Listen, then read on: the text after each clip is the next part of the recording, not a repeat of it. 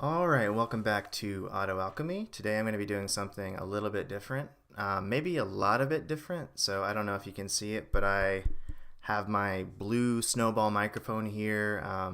In my last couple of videos, there was a definite degradation of quality, and so I'm trying to experiment with a few different things.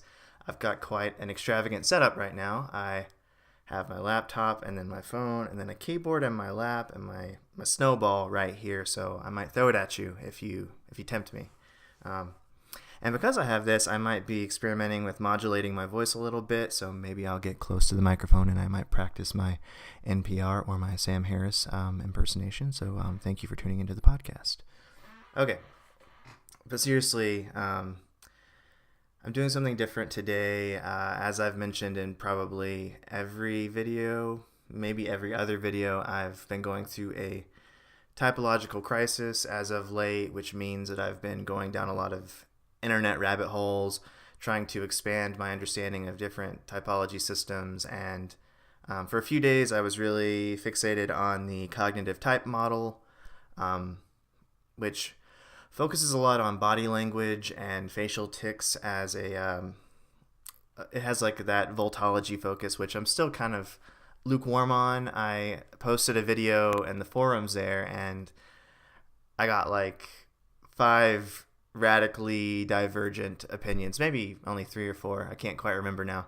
But anyway, yeah, I think that there might be something to that approach, but at the same time, it's all still in its infancy, so yeah, there's room to develop. And the thing that really drew me in about that particular model is the focus on subtypes. So basically, according to that model, there are 64 different subtypes. So you have your 16 personalities, and then you have each type can be sort of fixated on or focused on one of any of the 4 cognitive functions. So you could even have a TINEFE, so an INTP with an FE fixation. And I think, yeah, they typed Alanis Morissette as this kind of INTP, by the way.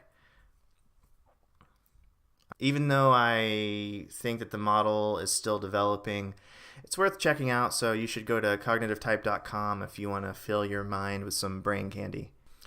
So the model that I'm getting a lot of mileage out of lately is the objective personality model. A lot of you are probably familiar with the YouTube channel Dave Superpowers. Dave and Shannon have been doing this typology business for a lot of years now. I can't quite remember how long, and they're doing exactly what I suspect needs to be done to make MBTI or typology in general a little more rigorous and a little more scientific. They have refined this process where first of all, they've unfolded the cognitive code into 512 different subtypes, and then they are able to independently type a person and come to a consensus 90% of the time, which is really impressive given that there are 512 possibilities.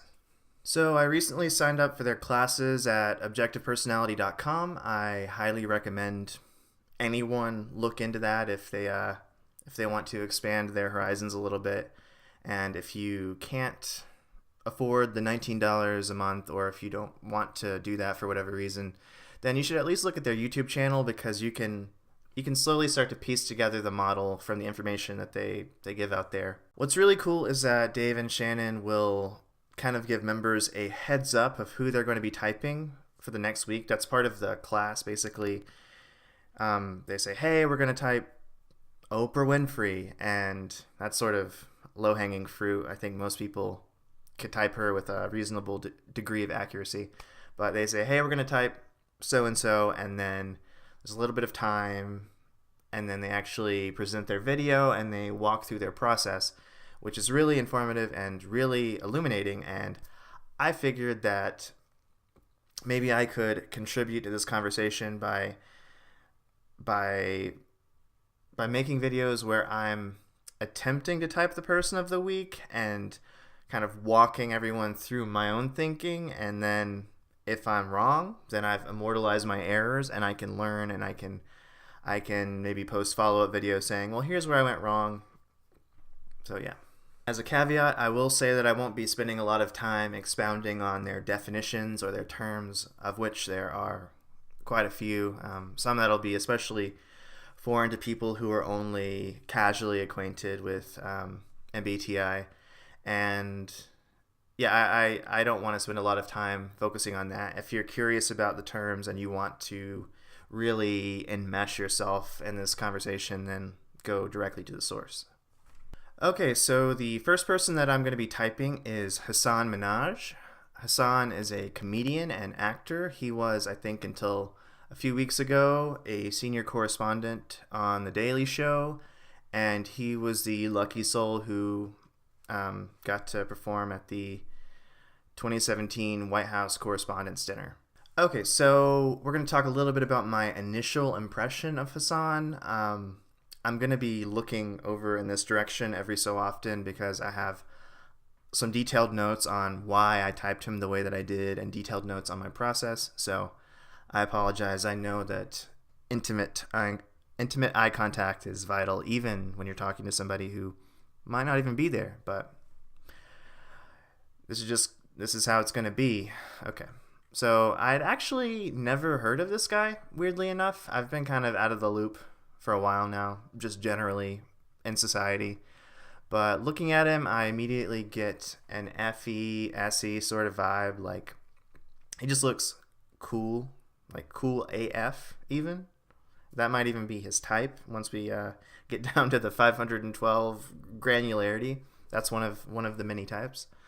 But yeah, so he looks really cool, like he's well put together, and that's what's giving me the SE vibe. And then when I look at random thumbnails of him, he's just got like an FE kind of warmth radiating from him.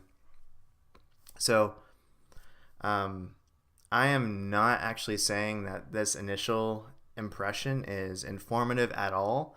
The reason that I'm telling you what my initial impression was is so that, well, in order to push back against our biases, it's really important to make them explicit. So now that I know that I'm sort of pre-programmed to be hunting for extroverted feeling and extroverted sensing, now that I know that, I can actually sort of coach myself into a mindset where I might want to hunt for like abstract thinking, an emphasis on logical reasoning, maybe self over tribe focus if I'm really seeing that extroverted feeling loud and clear. And I've mentioned before that we tend to find what we're looking for.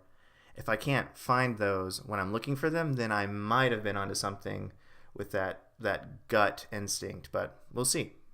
Okay, so if you're attempting to type from home, the first thing that you want to do is watch a ton of content on whoever you're attempting to type.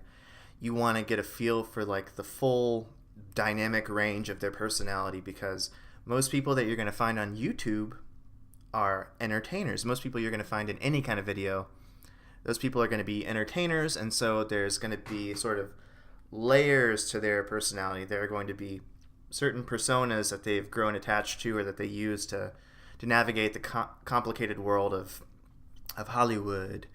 For the sake of this video, I'm only going to be sharing a few clips from Hasan Minhaj's appearance on Ebro in the Morning, but you should know that there's a lot of information out there, so feel free to devour it. And you can pause my video if you want, but you better hit like and subscribe. Or not, whatever. So the first thing that I went hunting for when I was watching clips of Hasan was an emphasis on self over tribe. So like I said before, I really got a lot of FE vibes when I first saw him, and if I can find any evidence to the contrary, then that'll help clarify whether he is TI or FI over TE or FE. You'd think that it wouldn't be too difficult to find self over tribe in these clips, given that Hasan is an entertainer and he's in this industry where there's like this narcissism magnetism, but I actually found it really difficult to find any instance of him even using like first person pronouns. He really rarely talks about himself unless he's doing the self-promotional aspect of his job, which, this is part of his job. You can get good at anything if you have to get good at it. So you have to be kind of careful how you navigate what you find and think about everything in terms of the full context of the person and their life. Check this out. But for me, I already know everybody's like, who is this guy? The Daily Show, political. Don't play basketball. So I was looking for that emphasis on self over tribe, and I heard, for me, I already, and that was like one of the first times that I had heard him really emphasize his subjective perspective.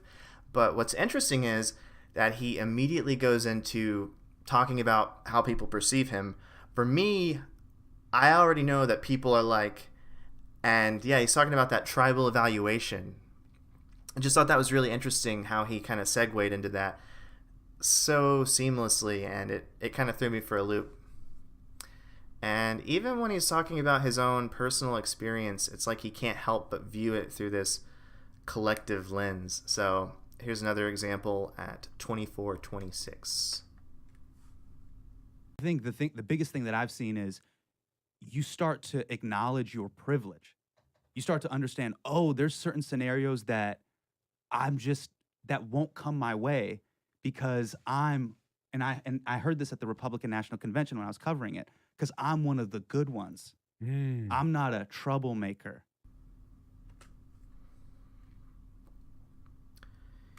Yeah, isn't that fascinating? Like, he's saying you, but he's talking about himself, and he's like sort of implying with his language that we're all in this together. I just find it really fascinating how he's generalizing out of his personal experience and thinking of it as like this tribal unity. There's just so much talk about we and you, and he uses a lot of collective nouns outside of the clips that I've shown. And so I'm going to say that he focuses on tribe over self, which eliminates every type that doesn't have FE or TE as a savior function. And you got to notice that doesn't clarify which function he prefers, and it doesn't clarify whether or not it's going to be a primary or secondary savior. So what we're doing is we're very gradually narrowing down the pool of 512 subtypes. I really hope that Cool AF is still a contender. Okay, so the second thing that I went hunting for was a focus on abstractions over talk about concrete things, and I also went looking for a focus on reasoning over values.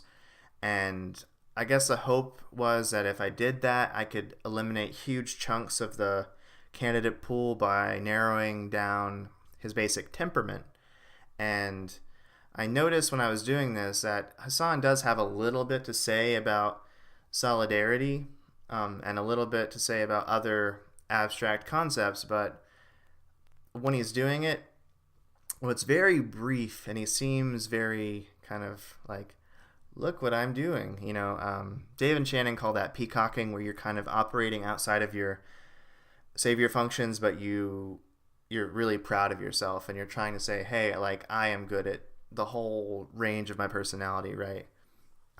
So yeah, I heard solidarity, and I kind of thought NF, but you have to look at the different ratios. You have to look for when the person speaking is actually most energized. What do they return to? And to me, it's just so obvious that he is really, really anchored to the world of things and people and events. So that helps me eliminate both of the abstract temperaments, NT and NF. And if you're doing this at home, you're going to want to be like pushing back a little bit and checking your work every so often. Like I started off by saying, well, if I think this, then I should hunt for the opposite. You're going to want to do that every time you have to eliminate something, just to make sure that you're not prematurely eliminating something. And you can even kind of like, if you have, an actual document where you're tracking all of the possible answers, you can maybe italicize certain things to indicate that this is like a tentative guess. And then you can actually delete things that are obviously wrong, at least according to your limited perception. What I'm doing is just giving you a really like essentialized, streamlined version of the process as I do it. So who could Hassan be of the SFs and the STs with tribe over self? He could be TESI, SITE, FESI, SIFE, TESE, SETE, FESE, or SEFE. Man, this is all starting to sound like nonsense. But yeah, FESE was actually my initial impression, so maybe I was onto something. By the way, according to the objective personality model, you can actually prefer either one of your middle two functions. So you don't have to be, so as an INTP, a standard INTP would favor TI and NE, but you could also be a really introverted INTP who favors TI, SI, much like my man Sam Harris here. So we're just going to have to plant a flag in that conversation. Thank you very much. So from here, there are a few different moves you can take. And as for me, was I leaning in any particular direction? I was getting sort of a reporter vibe with the heavy emphasis on reciting facts. And Dave and Shannon actually call the STs the reporters. So before I get too carried away with that hypothesis, let's just say that I'm curious about zeroing in on whether he uses FE or TE. Is he more concerned about the values of the tribe, or is he more concerned about the reasoning of the tribe? And here's a clip of him talking about the 2017 White House Correspondents' Dinner, and we'll see if this can tell us anything. Look, compare this year to last year. Obama's there. Kerry Washington is there. It's like the political Oscars. It's the place to be. Okay, so he's definitely talking about facts, but Hasan seems to be more concerned with the emotional implications of the facts. So SF is also known as the popularity temperament, and that's not supposed to be a dig at all. It just shows you where your focus is. If you're focusing on the world and the people in the world and the events transpiring, which is, good because that's where we live, then you're going to be more popularity focused. And so the line about this dinner being the political Oscars kind of resonates with that idea. I'm going to say that we should listen to a little bit more and see if we can get any clarity. Because the criticism of the event has always been, this is weird. The press is drinking and being chummy with the administration. Right? You know what I mean? Like, the SEC isn't going to have dinner with Goldman Sachs.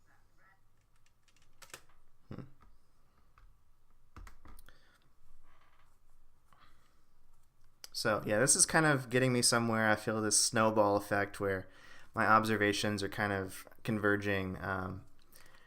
He calls the event weird, and he's also talking about like the criticism, like the general tribal criticism of the event. And, he's using this evaluative consensus kind of point, which I think is, more of an FE awareness. It's not reasoned, but the thing is, he could definitely, you can tell that he could give reasons, but the reasoning is secondary to the actual evaluations. And so I am going to have to say, for the sake of time, that he is an FE user rather than a TE user, which leaves us with FESI, SIFE, FESE, and SEFE. So now what I want to do is clarify whether or not he uses SI or SE. And the objective personality model, what this comes down to is whether he's more concerned with gathering facts or organizing facts. And then you could also think about the opposite side of each of those coins. Is he maybe weak at organizing concepts or gathering concepts? And I'm going to say that I don't really see a lot of conceptual organization, which would be NI. At the same time, I don't think that intuition is his weakest function. In fact, I see a lot of like any snappiness and quickness in his like comedic retorts. So I could be biased because I'm having a hard time shaking the idea that obviously a comedian's going to be good at intuition, but this might be where I'm going wrong. but there's probably like a million other places where I've gone off the rails. So we'll see how it plays out. But yeah, so the other side of NE is SI, and SI would be the organization of facts, and I just see so much of that in like the nature of his storytelling. He's a really good storyteller, but he's also like quickly categorizing his experiences and giving them to the other people in the room in like this very measured and deliberate way. Like there's not a lot of excess. He gets right to the heart of it. And before I jump right in and assume that he's using SI, I can cross-check it by consulting the animals. And if you don't know about those, they're a whole other animal. But seriously, go check out Dave's Superpowers. There's some information on the animals there. So the animals are basically combinations of functions, so dyads of functions that, depending on which pairs are activated, it informs the way that we're acting in the world. So there's sleep, consume, blast, and play. And yeah, I'm not going to really walk you through the definitions, but when I watch Hasan, I'm not really detecting a lot of sleep energy and not much consume either, which is kind of perfect because based on the types that I have left, the only animals that would make sense would be either blast or play. And yeah, so the main question would be, is he more focused on expelling information or expending energy in a playful sort of way? And that's pretty hard to gauge because, he's a comedian and he does both fairly well, and he's a great storyteller. So it's hard to tell, and this is another area where I may be going off the rails, but I am seeing a lot of like this FE expelling of SI data and anecdotes, and then the playful interludes are definitely woven in there, but they're kind of secondary.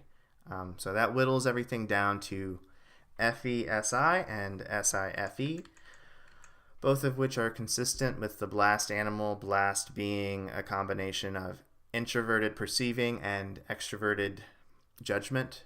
So, FE-SI, SI-FE, FE-NI, NI-FE, and then same thing but with extroverted thinking instead. So FE-SI and SI-FE are both consistent with the blast animal, and I think that at this point it can be pretty difficult to decide where exactly this person is in the spectrum. So I think that right now it's better to focus on chasing the missing information. So given these two savior functions, there's going to be an imbalance between sensing and intuition and feeling and thinking. So you can ask yourself where the greater imbalance might be to get a feel for what function is sitting at the very bottom of his stack and what function is at the top. And yeah, that'll help clarify the nature of the beast. So for me, so my phone is giving me one hell of a time, but I think that I should be able to wrap this up in my round 2 of recording. I don't exactly know what I was talking about whenever it cut out. I think that I said something about the nature of the beast, but I don't know what that meant. And I think it cut off like right in the middle of the word beast, but could I have been talking about the animals? Yeah, I guess I was trying to say that if we look at the cognitive imbalances, we can maybe get a feel for where the functions lie, So I think that I've pretty much made it clear that my bias is to see him as being pretty balanced with SINE, just based on how he's like weaving between this like fluid sort of joking and then giving these like pretty straightforward delineated anecdotes. And like I said before, he doesn't really seem to have much of a self-focus, and even when he talks about himself, he sort of brings it back and projects it out and generalizes it as being like this collective experience, right? So I think that would put TI at the bottom of his stack. And so you can kind of see how if you're doing this right, everything starts to converge. But also, if you're doing it wrong, I guess it can converge in the wrong direction. So we will see how I have done here. But if he has TI at the bottom of his stack, then that brings me to FESI as my sort of final judgment here, which means that he would lead with Blast, and then I think that we see a lot of FE, NE play. And then as for Consume versus Sleep, I think Sleep is going to be at the very bottom, just given that he doesn't have that self-focus at all. So I think that that would be sort of his last resort for dealing with things. And then there are also the sexual modalities, which I'm not really too firm on in my mind. This is where I'm really concerned that I'm going to go off the rails and maybe like unwind any sort of credibility that I've built, which is probably negligible anyway. But basically, there are 4 possible sexual modalities. You can have male male, male female, female male, and female female. Again, if you say certain sounds too often, it just becomes like gibberish in your own ears. So all I can say at this point in my journey and in my understanding is that masculine is supposed to be a little more grounded and stable and shovey, whereas a feminine function is going to be a little more fluid and flowy. So of those modalities, the first letter is going to be determined by the masculine or feminine nature of your sensory function, and the second letter is determined by the nature of your extroverted judgment function, so FE or TE. With Hasan, I am inclined to say that his sensory is masculine. I'm not really 100% on this, but it just seems like the storytelling that he has is very solid with the facts, and that he would really be attentive to something that was an aberration from the way that things actually happened. So, like, for some people, you can tell that the past is a cloud of possibility, but it doesn't seem to be that way for him. And the cloud of possibility is how I'm imagining a feminine sensory function working, at least for SI.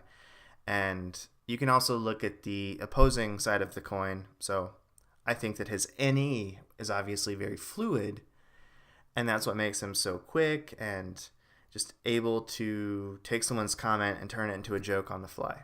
As for his extroverted decider, there's a moment in the clip where where Rosenberg gets a little bit heated because Trevor Noah had a legitimizing conversation with Tommy Lauren, and Rosenberg is like pretty inflexible in how he feels about this, and Hasan, I think, exhibits some of that watery mentality, a watery sort of extroverted feeling. So yeah, I'm gonna play that just so you can know what it looks like. I think this is a case of 100%, 100%. There's 2 strategies. I face the same thing. And Larry Wilmore gave me this piece of advice. This is when no one wanted to do the dinner. He says, you can throw bricks from outside the building, or you can do it within the building. Those are 2 choices. And it's a case of 100%, 100%. Both arguments are right in different ways. So yeah, he's saying this is a case of 100%, 100%. These 2 different tribal perspectives, I understand the value that they have, and I understand where they're coming from, and I think that they both perform some important emotional labor, depending on who's using what or who's saying what. So he's being really fluid in the way that he's using his extroverted feeling and the way that he's reconciling these different evaluations. And I think it's really amazing, and it's something that I wish that I could do because it's just like so graceful, Okay, so my final suspicion is that Hasan Minhaj is a male-female FESI blast, play, consume, sleep, and dead last. So I guess I'll see how I did soon enough. And actually, so Dave and Shannon recommend that people type with a partner so that you have this like ongoing dialogue. We can talk about where we disagreed, like what are our terms. You can kind of refine things over time, refine your methodology, and maybe build a database of people that you are attempting to type so that you can see how well you're doing over time and do the whole blind convergence thing. So if that interests you at all, if you would like to be my typing partner, then please leave a comment and let me know. Or email me at autoalchemical@gmail.com. And I think that I am pretty much done because, golly, I am out of energy. And I'm just going to have to head out for the day. So thank you so much for tuning into the podcast. All right. Bye-bye.